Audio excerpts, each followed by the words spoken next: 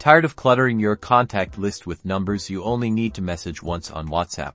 Today, I'm going to show you a super simple trick to message anyone on WhatsApp without saving their number, keeping your contact list clean and your privacy intact. First, open your phone's dialer, as if you're about to make a regular phone call.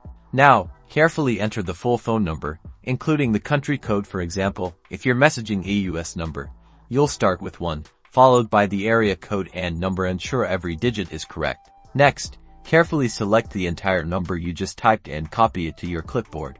Now, open any web browser on your phone, like Chrome or Safari. In the address bar, type WAM followed immediately by the phone number you copied, without any spaces or plus signs, so it should look like WAM 1xxxxxxxxxxx, replacing the x's with the actual number.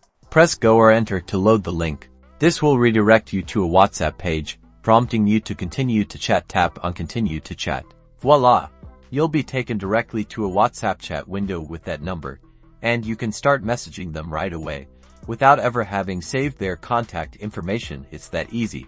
If you found this tip helpful, give this video a like, share it with your friends, and subscribe for more awesome WhatsApp tricks and privacy hacks.